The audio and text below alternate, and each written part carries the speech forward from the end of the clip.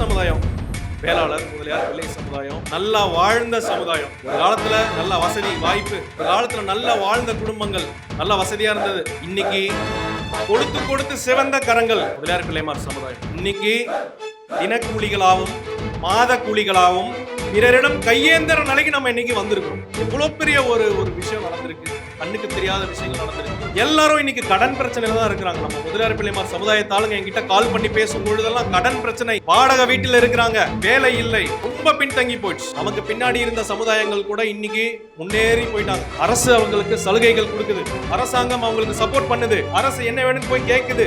ஆனா நம்மளுக்கு அரசாங்கம் எந்த விதமான ஒரு விஷயங்களும் நம்மளுக்கு சலுகைகளோ இடஒதுக்கீடுகளோ எதுவும் கிடையாது. நல்லா வாழ்ந்த சமுதாயம், முன்னேறிய சமுதாயமா இருந்தோம். இன்னைக்கு ரொம்ப பின்னோக்கி போயிட்டே இருக்கிறோம். இன்னைக்கு நம்ம இளைஞர்கள் நீங்க பாத்தீங்கன்னா மெட்ராஸ்ல ஸ்விக்கி வண்டி ஓட்டுறது, ஜொமேட்டோ வண்டி ஓட்டுறது, போர்ட்டர் வண்டி ஓட்டுறது, பெட்ரோல் பங்க்ல பெட்ரோல் போடுறது, ஹவுஸ் கீப்பிங் வேலைகள், டாக்ஸி ஓட்டுறது, ஆட்டோ ஓட்டுறது, இந்த தொழில்கள் எதுவுமே அவமானத்தக்க தொழில் கிடையாது. ஆனால் இதை விட முன்னேற்றமான தொழில்கள்ல நம்ம இருந்திருக்க வேண்டிய ஆட்கள் நல்லா இருந்தோம். ஆனா இன்னைக்கு நம்ம கீழே விழுந்துட்டோம். பெண்கள், நம்ம வீட்டு பெண்கள் சென்னையில் நிறைய ஐடி கம்பெனில சாதாரண 20,000 30,000 சம்பளத்துக்கும், பெண்கள் துணிக்கடைகள்ல ஷோரூம்கள்ல புடவைகளை காமிக்கக்கூடிய டெக்ஸ்டைல் அசிஸ்டன்ட் சேல்ஸ்ல வேலை செஞ்சுட்டு இருக்காங்க. நைட்டு செக்யூரிட்டியாலாம் போயிட்டு இருக்காங்க. நம்ம வீட்டு பெண்கள், நம்ம இளைஞர்கள்லாம் இன்னைக்கு பாதி பில்டிங்ல செக்யூரிட்டி, பாதி பேர் யாருன்னா முதலியார் தான் இருக்காங்க. தியேட்டர் ஓனர், ஸ்டூடிங் டாக்ஸ் சொல்லுவாங்க, சினிமா தியேட்டர் ஓனரா இருந்தோம், பெட்ரோல் பங்க் ஓனரா இருந்தோம்.